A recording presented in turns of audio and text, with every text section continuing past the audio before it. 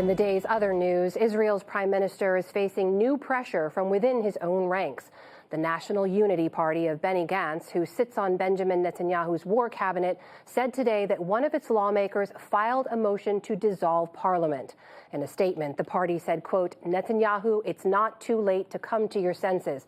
Either together we are victorious, or you continue alone with the method of divide and rule."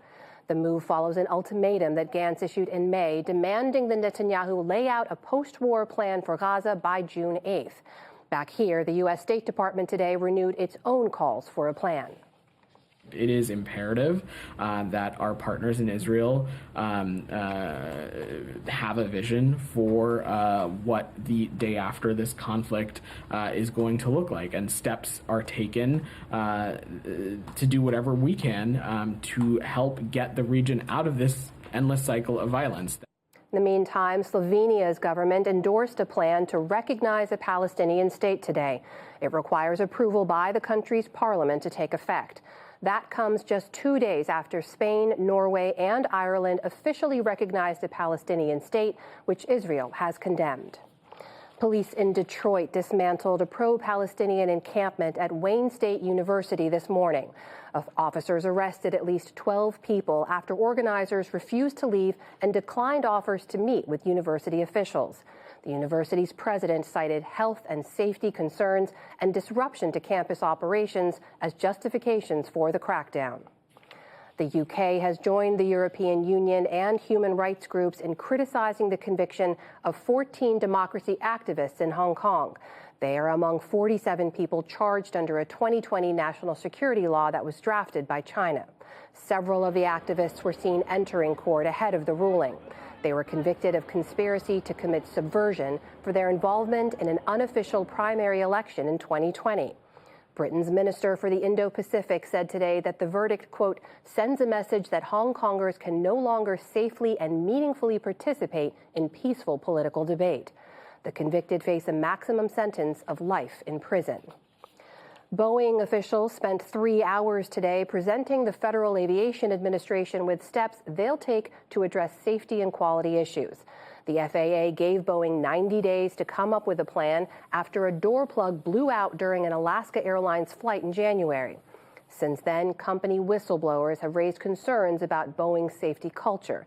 The plan has not been made public, but the FAA administrator said today that it checks his agency's boxes. What we were looking for was a plan that's comprehensive, that's detailed, and that deals with the things we know need to be addressed, like quality management, a more robust safety management system, an environment where employees feel that they can speak up and raise safety issues, and better manufacturing processes. And those are all elements of the plan. The FAA said it will not yet allow Boeing to increase production of its best-selling 737 MAX jets. The company was ordered to slow down output after the incident in January. The Supreme Court sided with the National Rifle Association today in a case involving First Amendment rights. In a unanimous ruling, the justices said that the NRA can sue a former New York official who encouraged companies to stop doing business with the NRA after the 2018 Parkland school shooting. In her opinion, Justice Sonia Sotomayor wrote that, quote, ultimately, the critical takeaway is that the First Amendment prohibits government officials from wielding their power selectively to punish or suppress speech.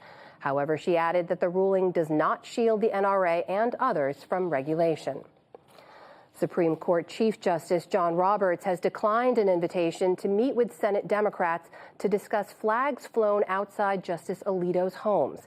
His response came in a letter in which he said that, quote, participating in such a meeting would be inadvisable. Senate Judiciary Chair Dick Durbin and Senator Sheldon Whitehouse had asked for the meeting. They want Alito to recuse himself from any cases involving the January 6th attack or the 2020 election after the New York Times reported 2 instances in which flags associated with insurrectionists were flown at Alito's houses. The U.S. economy grew less than previously thought in the first quarter of the year. New Commerce Department data shows that U.S. GDP expanded at an annual rate of 1.3% from January to March. That is down from an initial reading of 1.6%. That's also the weakest quarterly growth since the spring of 2022. Consumer spending also grew at a slower pace at just 2% for the quarter amid high interest rates and lingering inflation. And on Wall Street, stocks fell as investors digested that economic data.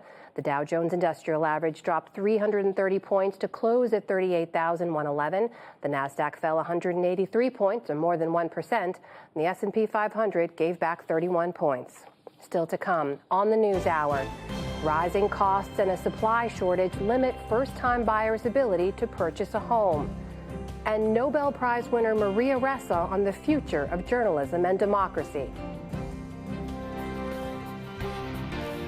This is the PBS NewsHour from WETA Studios in Washington and in the West from the Walter Cronkite School of Journalism at Arizona State University.